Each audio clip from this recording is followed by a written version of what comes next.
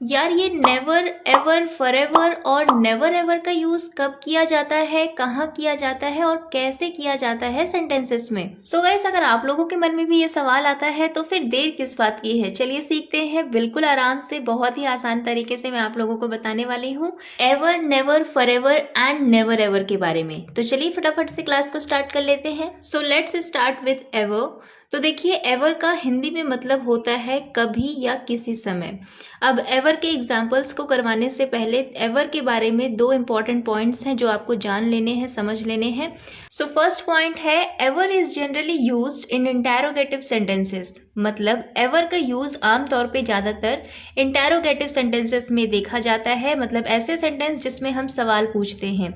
अब इसका ये मतलब बिल्कुल भी नहीं है कि आप अफर्मेटिव सेंटेंसेस या नेगेटिव सेंटेंसेस में एवर का यूज नहीं कर सकते हैं, बिल्कुल कर सकते हैं, लेकिन जो मोस्टली यूजेस देखे जाते हैं एवर के, वो हम इंटेरोगेटिव सेंटेंसेस में देखते हैं। नेक्स्ट पॉइंट जो कि सबसे इंपॉर्टेंट है, आपको याद रखना है ये rule, ever is used just before the main verb of the sentence. मतलब एवर का यूज मेन वर्ब से पहले किया जाता है। जो भी सेंटेंस की मेन वर्ब होती है उसके जस्ट पहले हमें एवर को लगाना होता है सेंटेंसेस में। अब इसके एग्जाम्पल्स को आप ध्यान से देखिएगा, मैं काफ़ी सारे एग्जाम्पल्स आपको इसके दूंगी, तो आपको बस ध्यान से देखना है कि एवर किस सेंटेंस में किस तरीके से कहाँ पे प्लेस किया गया है, मतलब कहाँ पे लिखा गया है। एक एक करके अब हम सेंटेंसेस को डिस्कस करते हैं। तो पहला हमारा एग्जाम्पल है, क्या वो कभी तुमसे मिलता है। तो ये प्रेजेंट इंडेफिनिट का एक इंटेरोगेटिव सेंटेंस है। तो मान लीजिए इस सेंटेंस में कभी नहीं लिखा होता, नॉर्मल सा सेंटेंस होता, क्या वो तुमसे मिलता है, तो हम सेंटेंस बनाते डज ही मीट यू। लेकिन क्योंकि इस सेंटेंस में कभी लिखा गया है हिंदी में, तो इसके लिए हमें क्या लगाना होगा, एवर। अब पॉइंट ये है कि हम एवर कहाँ पे लगाएं, कहाँ पे लिखें। तो देखिए, एवर को आपको सेंटेंस में मेन वर्ब से पहले लिखना होता है, मेन वर्ब के तुरंत पहले। तो यहाँ पे मेन वर्ब क्या है, मीट यानी कि मिलना, तो इसके जस्ट पहले आप एवर लिखेंगे। तो क्या वो कभी तुमसे मिलता है, करेक्ट सेंटेंस आपका बन जाएगा does he ever meet you. इसी तरह से नेक्स्ट एग्जाम्पल देखिए, क्या तुमने कभी मेरे बारे में सोचा। ये सेंटेंस हमारा पास्ट इंडेफिनिट का एक सिंपल इंटेरोगेटिव सेंटेंस है।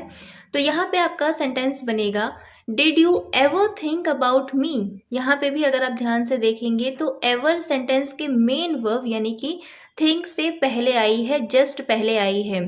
तो did you ever think about me, क्या तुमने कभी मेरे बारे में सोचा, क्या तुमने कभी उसे देखा है।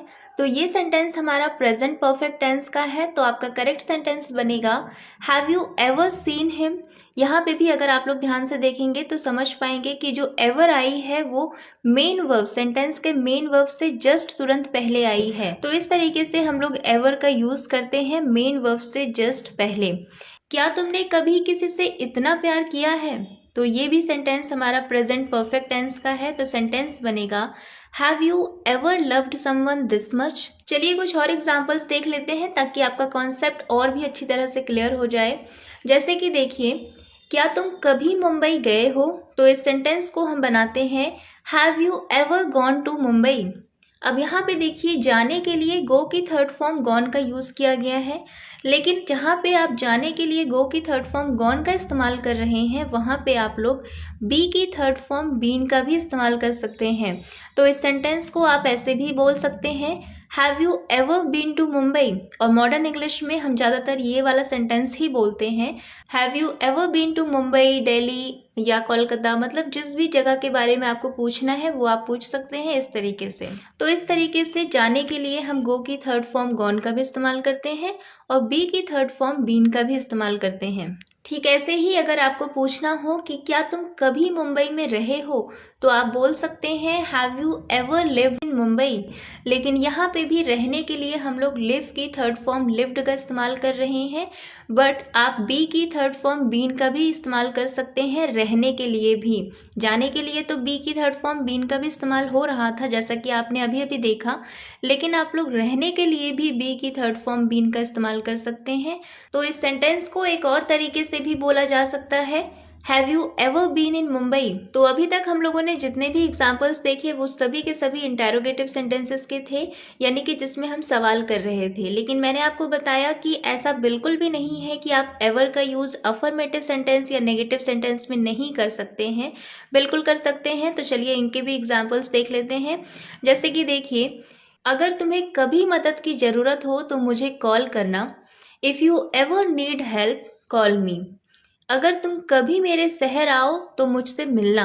If you ever come to my city, अगर तुम कभी मेरे शहर आओ तो मुझसे मिलना, मीट मी। ये अब तक का सबसे अच्छा फैसला है जो मैंने लिया है। This is the best decision I have ever made. तो यहाँ पे भी आप ध्यान से देखेंगे, एवर सेंटेंस में मेन वर्ब से पहले आई है। अब नेगेटिव सेंटेंसेस में किस तरीके से एवर का यूज करना है, चलिए देखते हैं एग्जाम्पल। मुझे कभी कॉल मत करना सेंटेंस बनेगा डोंट एवर कॉल मी। यहाँ पे भी एवर हमारी मेन वर्ब से पहले ही आई है, लेकिन एवर से भी पहले डोंट आया है, यानी कि डू नॉट, क्योंकि सेंटेंस हमारा नेगेटिव है। वहाँ कभी मत जाना, डोंट एवर गो देयर। मुझसे कभी बात मत करना, don't ever talk to me. मुझसे कभी उस तरह बात मत करना, don't ever talk to me like that. इसे कभी मत भूलना, डोंट एवर फॉरगेट दिस। तो एवर के काफ़ी एग्जाम्पल्स आप लोगों ने देखे। जितने भी एग्जाम्पल्स आप लोगों ने देखे, आपका बस एक कॉन्सेप्ट एवर के बारे में क्लियर होना चाहिए कि एवर का यूज़ हमें अपने सेंटेंस में मेन वर्ब से जस्ट पहले करना है। ठीक है, चाहे वो नेगेटिव हो, अफर्मेटिव हो या इंटेरोगेटिव सेंटेंस हो, कोई भी तरह का सेंटेंस हो, अगर एवर आएगा तो मेन वर्ब से जस्ट पहले ही आएगा। तो चलिए अब देख लेते हैं नेवर को। तो देखिए, नेवर का मतलब होता है कभी नहीं। एक्चुअल में जो नेवर होता है ना, वो एवर का नेगेटिव होता है। आप इस तरीके से समझ सकते हैं कि नॉट प्लस एवर से मिलकर बनता है नेवर। तो मतलब इसका ये निकलता है कि जहाँ जहाँ आप लोग नेगेटिव सेंटेंसेस में एवर का यूज़ करते हैं, यानी कि नकारात्मक वाक्यों में, वहाँ पे आप नेवर का यूज़ कर सकते हैं। जैसे कि अभी अभी आप लोगों ने एग्जाम्पल्स देखे नेगेटिव सेंटेंसेस में एवर के। जैसे मुझे कभी कॉल मत करना, तो हम लोगों ने सेंटेंस बनाया डोंट एवर कॉल मी। तो यहाँ पे इस सेंटेंस को आप नेवर की हेल्प से भी बना सकते हैं। आप बोल सकते हैं नेवर कॉल मी। तो डोंट एवर को रिप्लेस कर दिया गया किसके द्वारा, नेवर के द्वारा। क्यों? क्योंकि नेवर एक्चुअल में क्या होता है, एवर का नेगेटिव। सिमिलरली एवर के नेगेटिव सेंटेंसेस में हम लोगों ने एग्जाम्पल देखा, मुझसे कभी बात मत करना, हमने सेंटेंस बनाया don't ever talk to me. इसे आप इस तरीके से भी बोल सकते हैं, नेवर टॉक टू मी। तो डोंट एवर की जगह आप नेवर का भी इस्तेमाल कर सकते हैं। आप पे डिपेंड करता है कि आपको किसका इस्तेमाल करना है। चलिए नेवर के कुछ और एग्जाम्पल्स देख लेते हैं। जैसे कि देखिए, वो कभी जल्दी नहीं उठती है। तो ये सेंटेंस हमारा प्रेजेंट इंडेफिनिट टेंस का है। अब देखिए, इस सेंटेंस में अगर कभी नहीं लिखा होता, नॉर्मल सेंटेंस होता कि वो जल्दी उठती है, तो सेंटेंस हम कैसे बनाते हैं, शी वेक्स अप अर्ली। लेकिन क्योंकि सेंटेंस में लिखा हुआ है कभी नहीं, तो इसके लिए हम नेवर लगाएंगे। और हम नेवर कहाँ लगाएंगे, मेन वर्ब से पहले। जिस तरह मैंने आपको रूल बताया एवर के केस में कि हम एवर हमेशा मेन वर्ब से पहले लगाते हैं, सिमिलरली नेवर के केस में भी सेम रूल अप्लाई होती है। नेवर भी सेंटेंस में हमेशा मेन वर्ब से पहले आती है। तो आपका सेंटेंस बन जाएगा she never wakes up early. मैंने कभी उसे नहीं देखा है, I have never seen him. मैंने ऐसा कभी नहीं कहा, आई नेवर सेड दैट। मेरे फ़ोन को कभी मत छूना, नेवर टच माई फ़ोन। मैं तुम्हें कभी नहीं भूलूंगा, I will never forget you.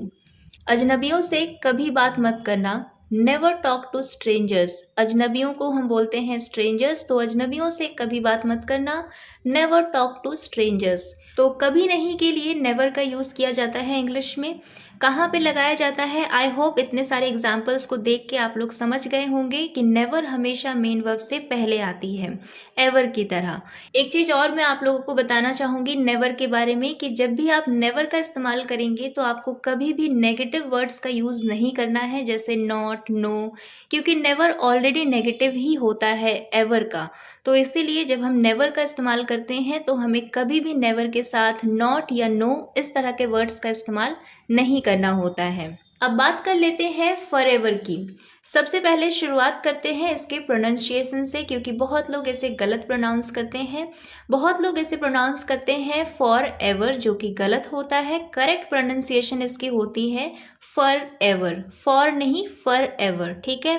अब बात करते हैं इसके मीनिंग की। देखिए, इसका हिंदी में मतलब होता है हमेशा के लिए। और आप लोगों को पता होगा कि हमेशा के लिए हम लोग मोस्ट कॉमनली एक वर्ड यूज करते हैं, ऑलवेज। तो जहाँ जहाँ आप ऑलवेज का इस्तेमाल करते हैं अपने सेंटेंसेस में, वहाँ वहाँ पे आप फॉर एवर का भी यूज़ कर सकते हैं। जैसे कि एग्जाम्पल देखिए, मैं हमेशा तुम्हारा साथ दूंगा, I will always support you. तो ये तो हो गया नॉर्मल बेसिक सेंटेंस जो हम सभी लोग बनाते हैं। लेकिन अगर आपको फॉर एवर का यूज़ करना है ऑलवेज की जगह पे, तो आप कर सकते हैं। आप बोल सकते हैं I will for ever support you, या फिर आप फॉर एवर को सेंटेंस के लास्ट में भी लिख सकते हैं।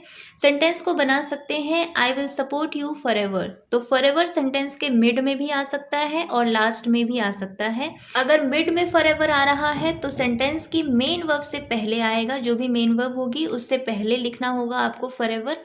और अगर लास्ट में लिख रहे हैं तब तो कोई दिक्कत की बात नहीं है, सिंपली लास्ट में फॉर एवर लिख सकते हैं। कुछ और एग्जाम्पल्स देखिए, जैसे मैं हमेशा तुम्हारा दोस्त रहूंगा, I will always be your friend, normal sentence. अब फॉर एवर का यूज़ करके सेंटेंस को बनाना है तो आप बोल सकते हैं I will for ever be your friend. अगर सेंटेंस के लास्ट में फॉर एवर को लिखना है तो आप बोल सकते हैं I will be your friend for ever. मैंने हमेशा तुम्हें प्यार किया, आई ऑलवेज लव्ड यू। अब अगर फॉर एवर का यूज़ करके बनाना है तो आप बोल सकते हैं I for ever loved you, या फिर सेंटेंस के लास्ट में फॉर एवर लगाना है तो बोल सकते हैं I loved you for ever. तो इस तरीके से हम फॉर एवर का यूज़ करते हैं। जहाँ जहाँ ऑलवेज का यूज़ कर सकते हैं वहाँ वहाँ फॉर एवर का भी यूज़ कर सकते हैं। तो दोनों जगह पे आप इस्तेमाल कर सकते हैं, सेंटेंस के लास्ट में भी, सेंटेंस के मिड में भी। अब बात कर लेते हैं नेवर एवर की। देखिए, नेवर एवर का मतलब वही होता है जो नेवर का मतलब होता है, मतलब कभी नहीं। लेकिन जब आप नॉर्मल सेंटेंस बोलते हैं कभी नहीं, वहाँ पे हम नेवर लगाते हैं। लेकिन जब आपको एम्फेसाइज करके, मतलब थोड़ा सा जोर दे के बोलना होता है ना कि कभी नहीं, कभी भी नहीं, तो वहाँ पे हम नेवर एवर का यूज़ करते हैं। मतलब नेवर के साथ हम एवर को भी ऐड करके लिखते हैं। फॉर एग्जाम्पल, मैंने कहा कि मैं तुम्हें कभी कॉल नहीं करूँगी, नॉर्मल सेंटेंस है, मैंने कहा आई विल नेवर कॉल यू। लेकिन इसी सेंटेंस को अगर हमें थोड़ा सा एम्फेसाइज करना हो, यानी कि जोर दे के बोलना हो कि मैं तुम्हें कभी कॉल नहीं करूँगी, मतलब कभी भी कॉल नहीं करूँगी, तो जोर दिया हमने कभी भी नहीं, तो इसके लिए हम नेवर एवर लगाएंगे। तो सेंटेंस बनेगा I will never ever call you. इसी तरह से मैं तुम्हें कभी नहीं भूलूंगी, I will never forget you. ये नॉर्मल सेंटेंस हो गया। लेकिन अगर जोर दे के बोलना हो तो बोलेंगे आई will never ever forget you, मैं तुम्हें कभी भी नहीं भूलूंगी, कभी भी नहीं। तो आप इस तरीके से समझ सकते हैं कि हिंदी में कभी नहीं या कभी भी नहीं जब हमें बोलना होता है और जोर दे के बोलना होता है, जोर दे के बोलना है तो चाहे आप कभी नहीं बोले या कभी भी नहीं बोले, बात दोनों सेम ही है, आप नेवर एवर लगाएंगे।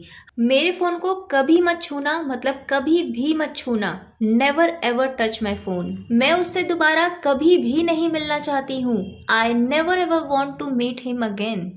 वो कभी भी स्कूल नहीं गया, इसलिए वो एग्ज़ाम में फेल हो गया। He never ever went to school, that's why he failed the exam. तो इस तरीके से हम लोग एम्फेसाइज करने के लिए, यानी कि जोर देने के लिए अपनी बात पे नेवर और एवर को साथ में लिखते हैं, यानी कि नेवर एवर का यूज़ करते हैं। देखिए गाइस, आज ना मैं बिल्कुल भी रश में नहीं थी, मुझे कोई जल्दी नहीं थी कि मुझे जल्दी जल्दी पढ़ाना है, जल्दी कंप्लीट करना है, कुछ भी नहीं। मैं बस चाहती थी कि मैं आप लोगों को बहुत ही आराम से, अच्छे तरीके से ये चारों कॉन्सेप्ट्स क्लियर करवा पाऊँ, क्योंकि ये एक बहुत ही प्यारा कॉन्सेप्ट है। ये जो 4 वर्ड्स आप लोगों ने सीखे ना, never ever, forever and never ever, ये बहुत इंपॉर्टेंट होते हैं डेली लाइफ में। आप लोगों ने देखा होगा हर जगह इनका इस्तेमाल होता है। तो आज की क्लास का मेरा मोटिव बस इतना सा था कि मैं आपको काफ़ी सारे एग्जाम्पल्स करवाऊं, ताकि एग्जाम्पल्स के थ्रू आपके कॉन्सेप्ट्स को क्लियर कर पाऊँ। अब गाइस, अगर आपका कॉन्सेप्ट क्लियर हो गया है इन चारों वर्ड्स को लेकर, तो अब मैं आपको प्रैक्टिस के लिए कुछ सेंटेंसेस दे रही हूँ। इनका आंसर आपको कमेंट बॉक्स में कमेंट करना है। और ये वीडियो अगर आपको पसंद आई हो तो आपको लाइक करना है, और आपको वीडियो कैसी लगी मुझे ज़रूर बताइएगा। Thanks for watching.